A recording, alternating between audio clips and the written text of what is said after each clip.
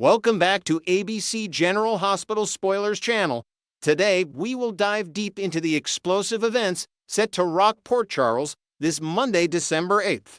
The upcoming episode promises a perfect storm of emotional breakdowns, dangerous blackmail schemes, family confrontations, and shadowy intrusions that will leave viewers breathless. As the tangled web of relationships and secrets grows ever more complex, our beloved characters find themselves pushed to their absolute limits, forced to make impossible choices that could forever alter the landscape of their lives. Let us guide you through every shocking moment, every whispered threat, and every heart-wrenching decision that awaits. The drama ignites with Dr. Brit Westbourne's devastating downward spiral, a storyline that has been building like a pressure cooker for weeks. At the Brown Dog Bar, Brit has been drowning her sorrows in a sea of alcohol, each drink a futile attempt to numb the pain of her fractured relationships and professional turmoil. Her confrontation with Jason Morgan reaches a fever pitch when, in her heavily intoxicated state,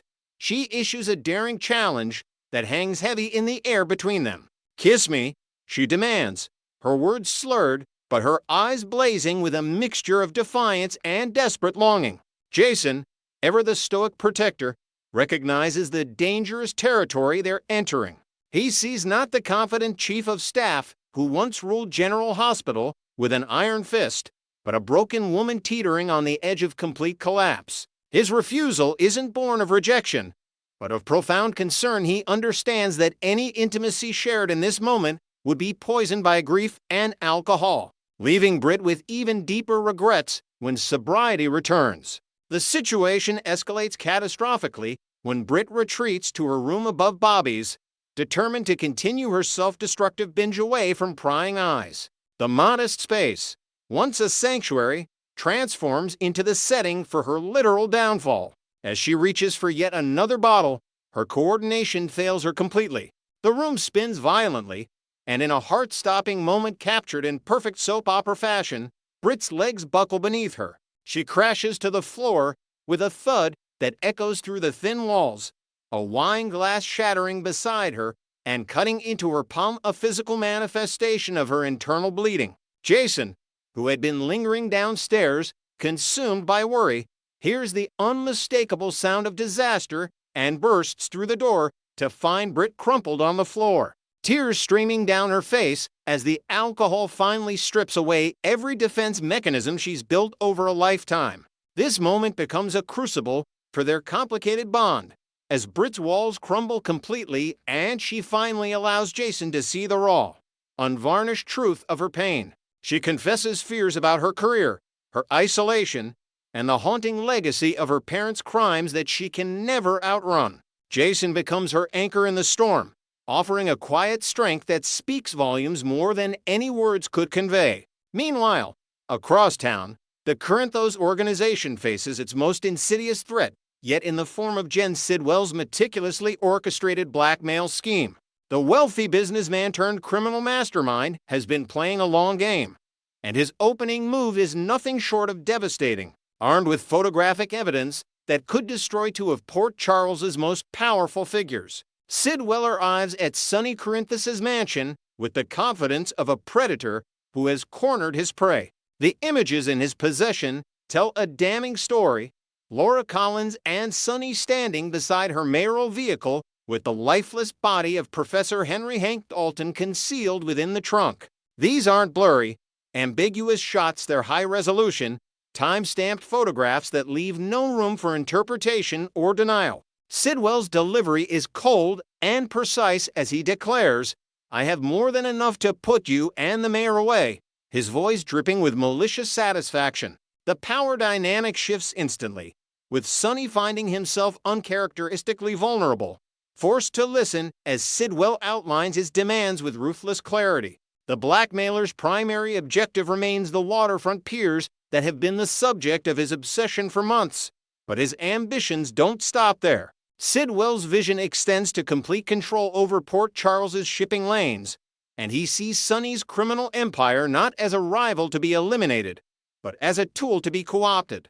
He demands not just the deed to the piers, but a partnership that would essentially make Sonny his subordinate in the criminal underworld. The veiled threats extend beyond Laura and Sonny, touching on innocent parties like young Ace Casadini, whose safety becomes an unspoken bargaining chip that hangs in the air between them. Sonny's legendary temper simmers beneath the surface as he calculates his limited options, each potential move leading to catastrophic consequences for someone he cares about. The mob boss must weigh his own freedom against Laura's political career, Ace's safety, and the stability of his entire organization in a single impossible decision. Laura Collins, meanwhile, carries the crushing weight of this blackmail into her marriage, forcing her to reveal the ugly truth to Kevin Collins in a scene that tests the foundations of their relationship.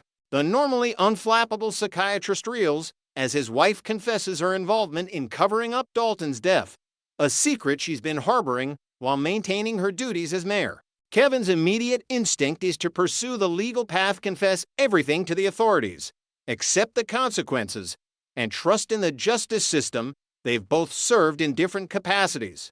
However, Laura's political acumen and maternal instincts create a devastating counter-argument. She explains that any confession would immediately implicate Sonny, destroying the fragile truce that keeps Port Charles from descending into complete chaos. More critically, she reveals Sidwell's subtle but unmistakable threats against Ace, Laura's beloved grandson, making it clear that this isn't just about legal jeopardy, but about protecting the most vulnerable members of their extended family. The conversation becomes a painful exploration of moral compromise, with Laura arguing that sometimes the greater good requires living with personal corruption, while Kevin struggles to accept a reality where justice must be sacrificed for survival. The family drama extends to Carly Corinthos Spencer, who finds herself navigating the treacherous waters of her brother Lucas Jones's new life choices.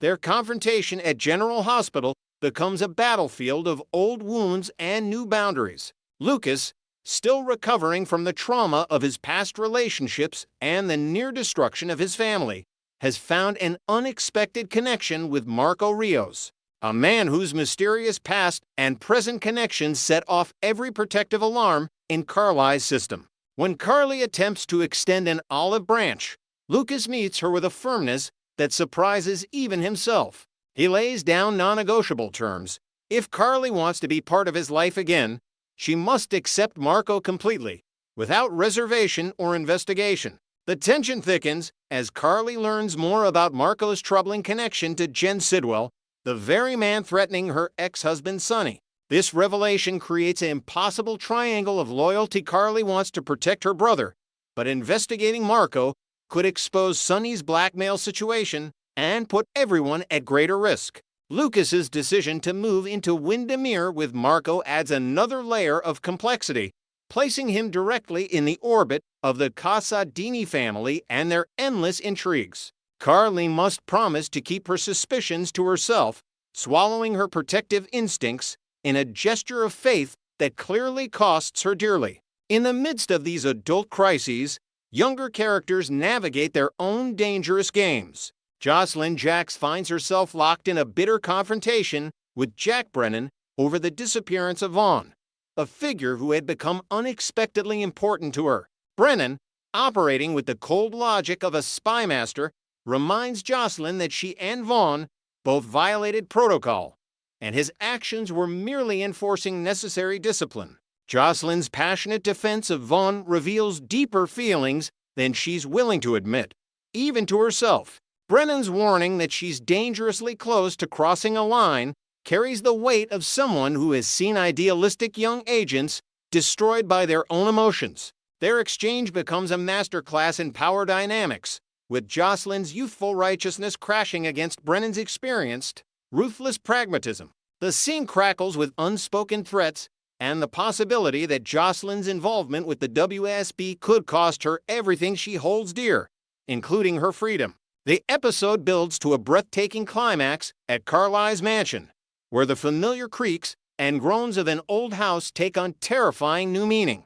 As night falls, Carly becomes increasingly aware of sounds that don't belong, footsteps too deliberate to be random, shadows moving with purpose. Arming herself with a heavy fireplace poker, she transforms from businesswoman to warrior, her years in Port Charles teaching her that hesitation can be fatal. The confrontation, when it comes, is electric. Carly lunges at the intruder with lethal intent, only to find herself face to face with Valentin Casadini, whose prison transport escape has been orchestrated with the precision of a military operation. Valentin's appearance isn't random. He's come to Carly because he understands that their mutual enemy, Brennan, requires a united front. Their subsequent strategy session becomes a fascinating dance between two of Port Charles's most formidable minds, each bringing different strengths to the table. Valentin's Casadini resources and international connections complement Carly's local knowledge and street-level influence. Together, they begin crafting a counter-offensive that could shift the balance of power in Port Charles. Discussing everything from financial warfare to political pressure points that could neutralize Brennan's advantage. The scene ends with them forming an alliance that would have been unthinkable mere months ago, bonded by shared threat and mutual respect for each other's capabilities. As Monday's episode unfolds, these storylines will weave together in unexpected ways, creating a tapestry of conflict that touches every corner of Port Charles. From Brit's vulnerable collapse to Sidwell's criminal chess game, from family fractures to dangerous alliances, each moment builds toward a crescendo that promises to redefine relationships and power structures throughout the city. The careful balance between personal drama and high-stakes intrigue ensures that every viewer will find something to captivate their attention, while the interconnected nature of these plots guarantees that no character remains untouched by the gathering storm.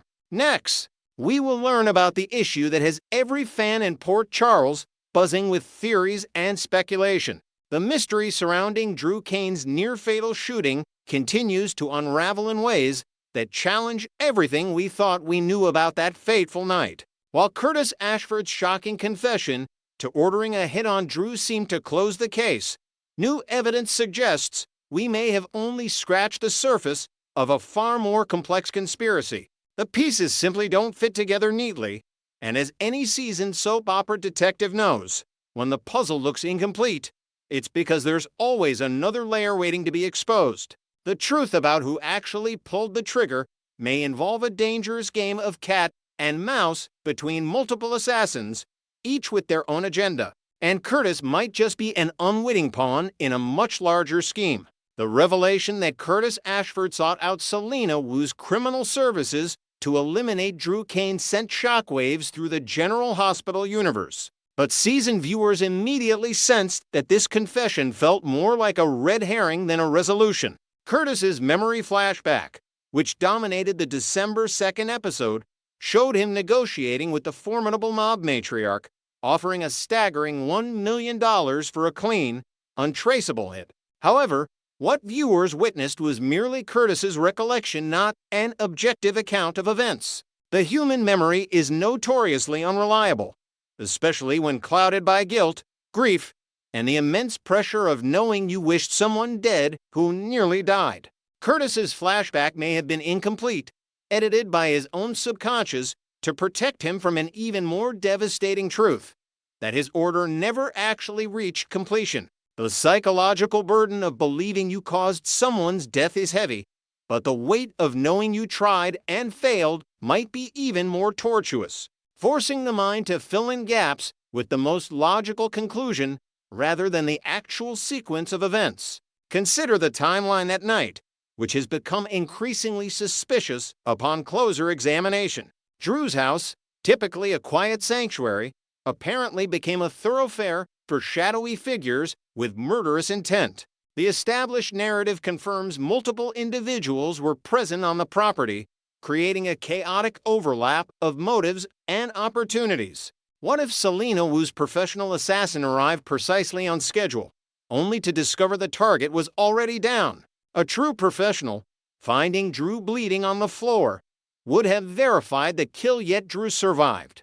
This discrepancy suggests something interrupted the expected chain of events. Perhaps Selena's hitman entered through the back entrance, as protocol dictated, and found Drew wounded but alive. Recognizing the signature work of a rival, the assassin might have withdrawn immediately, understanding that interfering with another operative's contract could start a dangerous turf war. In the criminal underworld, etiquette often supersedes completion, and a professional knows when to walk away from a compromised scene.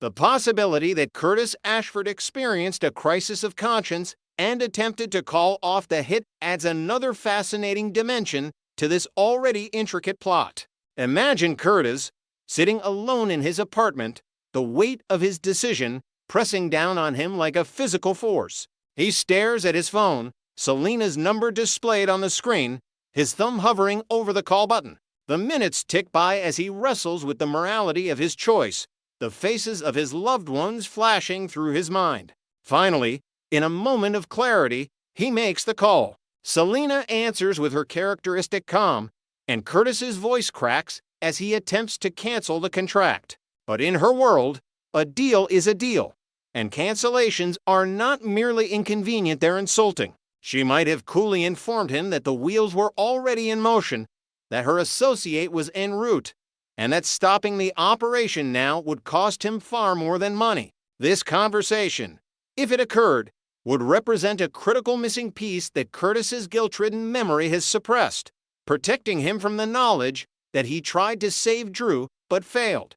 Nathan West's assessment that this was a professional job deserves deeper scrutiny, as his observation opens more questions than it answers. A true professional, especially one connected to Selena Wu's organization, would never leave a target breathing. The fact that Drew survived a bullet suggests either gross incompetence or a deliberate choice. The shooter might have been interrupted by an unexpected arrival, a car pulling into the driveway, a neighbor's dog barking, the sudden illumination of a porch light. However, a seasoned hitman would have accounted for these variables and maintained position until the job was complete. The alternative is more chilling. The shooter never intended to kill Drew, but wanted to send a message. To carefully place non-fatal wounds would achieve the desired effect. Drew eliminated as a threat, Curtis believing his order was carried out, and the real mastermind watching from the shadows as everyone played their assigned roles. This theory suggests a puppet master manipulating multiple parties simultaneously, a classic General Hospital storytelling technique that keeps viewers guessing for months. The forensic evidence, had it been properly examined, might tell a story entirely different from the one we're constructing. Ballistics could reveal that the bullets removed from Drew's body didn't match the caliber typically used by Selena's organization. Her hitmen favor clean, efficient weaponry that disappears without a trace, perhaps in 9mm with custom-loaded subsonic rounds. If the slugs were from a .45 or showed amateurish characteristics, irregular rifling, reloaded casings, inconsistent powder burn, would point to an entirely different perpetrator. Additionally, the entry angles might suggest the shooter was shorter or taller than Selena's usual operative, or that the shots were fired from an awkward position inconsistent with professional training. These details, often glossed over in the rush to find a suspect, could be the key to exonerating Curtis while implicating someone with a more personal vendetta against Drew. The absence of shell casings at the scene might indicate a professional who polices their brass, but it could also mean a nervous amateur who used a revolver, eliminating the need to collect spent cartridges in the heat of the moment. Let's explore the shadowy figures who might have had independent reasons to want Drew Cain's suffering, but not dead. Drew's time in prison created enemies who harbor long-simmering resentments. Perhaps a former inmate, recently released and seeking revenge, tracked Drew to Port Charles. This individual wouldn't have Selena's resources or training, but would possess intimate knowledge of Drew's routines and vulnerabilities. They might have watched the house for days, learning patterns, waiting for the perfect moment to strike. Their motive wouldn't be money or power, but pure, unadulterated vengeance. Alternatively, someone from Drew's corporate past, perhaps a business rival he defeated through aggressive tactics, might have hired a cut-rate assassin to wound him severely enough to remove him from the business world permanently. This would explain the amateurish elements. The shooter was competent enough to hit the target, but lacked the cold-blooded efficiency to finish the job. The corporate angle introduces a whole new cast of potential suspects, each with alibis to verify and secrets to uncover. Selena Wu's reaction to the news of Drew's shooting, when she learns Curtis believes her organization was responsible, would be telling. She might summon Curtis to her private office above the Savoy, the atmosphere thick with incense and unspoken threats. In her typical measured tone, she would explain that had her man completed the assignment, Drew would be in a body bag, not a hospital bed. She might even produce proof, perhaps a time-stamped photo of her operative at another location, or a recording of Curtis's attempted cancellation call that she kept as insurance. Selena's reputation depends on precision and reliability.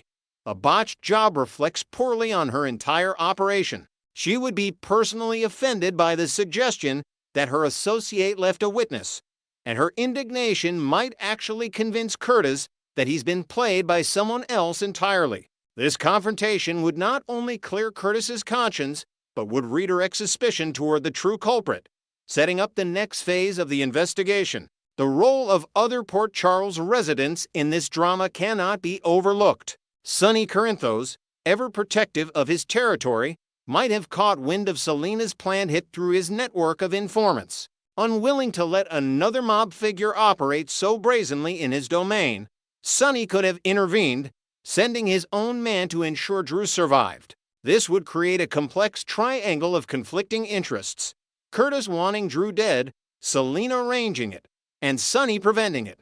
The shooter might have been one of Sonny's associates, instructed to wound Drew just enough to get him out of the line of fire without causing permanent damage. This theory explains the professional assessment Sonny's people are skilled, but also the survival, as the mission was never lethal to begin with. The political ramifications of such interference would be immense, potentially sparking a mob war that could engulf the entire city.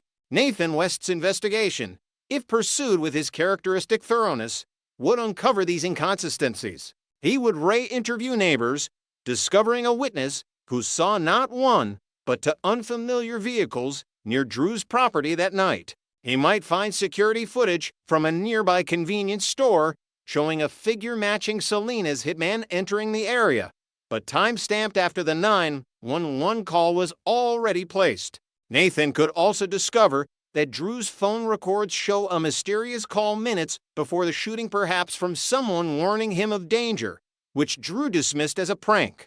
This would place Drew in a position of partial awareness, making his survival seem less like luck and more like preparation. Nathan's partnership with the PCPD's forensic unit might reveal trace evidence fibers from expensive suits not consistent with Drew's wardrobe, suggesting someone else was in the house before the shooting. Each clue would lead further away from Curtis and deeper into a conspiracy involving multiple players. The flashback structure that General Hospital employs so effectively will be crucial to resolving this mystery. When the truth finally emerges, viewers will likely see a split-screen sequence showing simultaneous events: Curtis meeting with Selena, Selena's hitman approaching the house, and a shadowy third figure already inside waiting for Drew. We'll witness the moment Drew arrives home, perhaps sensing something amiss, but dismissing his instincts. The sound of breaking glass, a muffled struggle, and then to shots ringing out in the darkness. As Drew falls, we'll see the intruder flee through a side window, their face obscured, but their build and movements distinct from Selena's operative. Moments later, her hitman arrives, finds the scene, and makes the professional decision to withdraw. This visual storytelling would elegantly resolve the contradictions while setting up the next mystery. Who was the third figure, and who sent them? The implications of Curtis's potential innocence extend far beyond his personal guilt. If Curtis didn't cause Drew's shooting, then his entire character arc shifts from villain seeking redemption to victim of circumstance seeking truth. His relationship with Portia, already strained by secrets, would face new tests as he tries to prove he called off the hit. His friendship with Drew, fractured beyond repair, might find a path to cautious reconciliation. Drew, upon learning that Curtis tried to stop the assassination, would be forced to grapple with complex feelings, gratitude mixed with horror that the order was given at all. This emotional complexity is the hallmark of great soap opera storytelling, where characters exist in shades of gray rather than black and white. The revelation would also free Curtis to help identify the true shooter, transforming him from perpetrator to investigator. As we await the stunning news promised by General Hospital spoilers, the fan community continues to dissect every frame of footage for clues. The show's writers have masterfully constructed a mystery with multiple viable solutions, each leading to different long-term consequences for Port Charles. Whether the truth involves a prison enemy, a corporate rival, Sonny's intervention, or a yet-unknown enemy from Drew's past, the resolution will undoubtedly ripple through every storyline. The key will be in the details: the caliber of weapon, the timing of calls, the alibis that don't quite hold up. General Hospital has trained its audience to look for these breadcrumbs, and the payoff promises to be worth the wait. The real shooter is still out there, and when their identity is finally revealed, it will not only answer who pulled the trigger, but why Drew Cain was left alive to tell the tale.